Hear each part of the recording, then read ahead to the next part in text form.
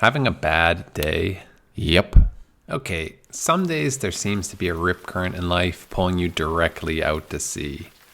These ideas are for those types of days, when you've swam against the current and it's not working. Sometimes you gotta swim on the diagonal or altogether sideways. Here's some quick 1-minute advice for a few different ideas to change the state that you're in. Thing 1.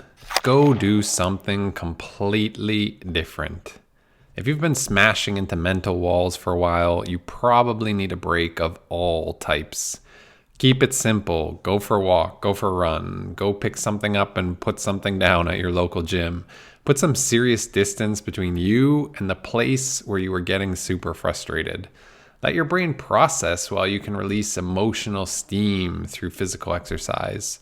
In either case, release emotion. This will definitely help. Probably even essential from my perspective. Side thing. If you have the chance to make conversation while you're out, do it. Don't talk about your problems. Ask how someone else is doing. Joke about something. Smile. Concentrate on someone else. Next thing. Enjoy something you enjoy. Have some ice cream. Eat a cookie. Listen to a great song that reminds you that you're still brave.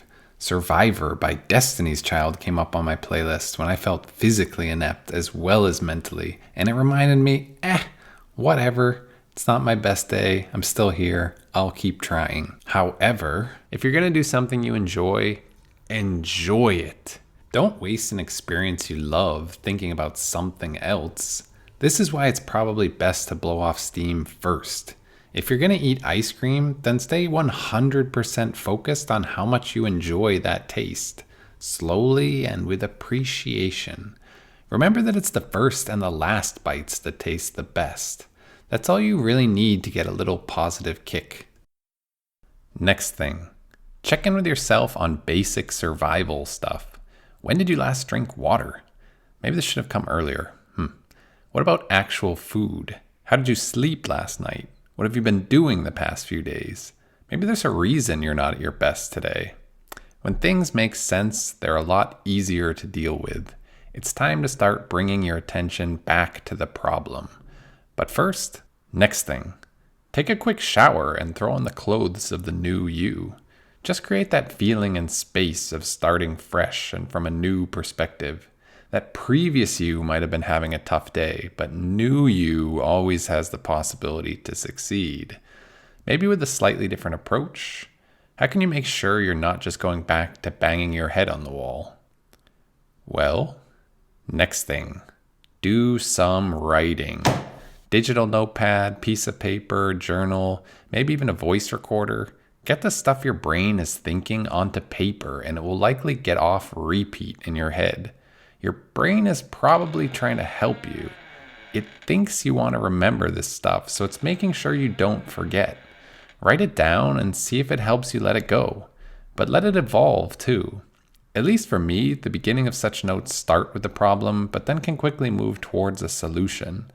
Moving towards even a possible solution feels good. Feels like progress. New game plan, new you. But even as you're feeling ready to start working again, next thing. Prepare yourself for success when you do return to the challenge. Clean up your workspace. Put stuff away that will get in the way. Prepare stuff that you need and think about how you'll choreograph your success.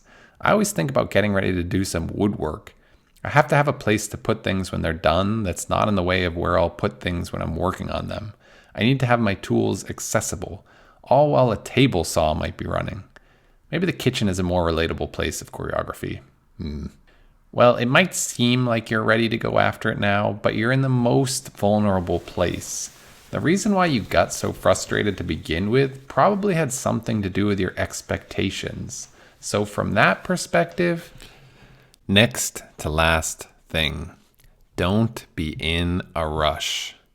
I often have this idea that certain things need to get done at certain times.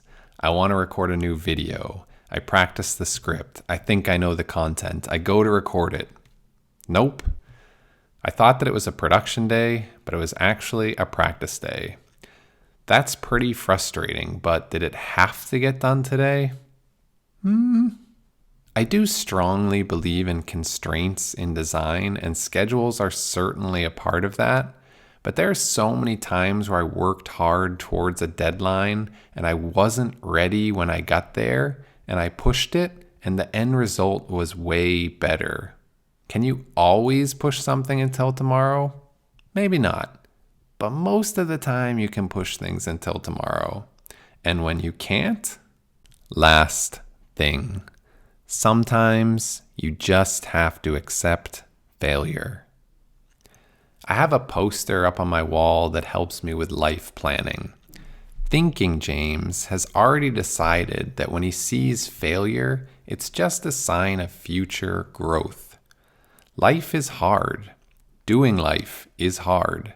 When you're doing things in life that are so hard that you're failing, once you succeed, and you will succeed if you keep trying, then the future you is just going to look back at this moment as a memorable time when you expanded your identity.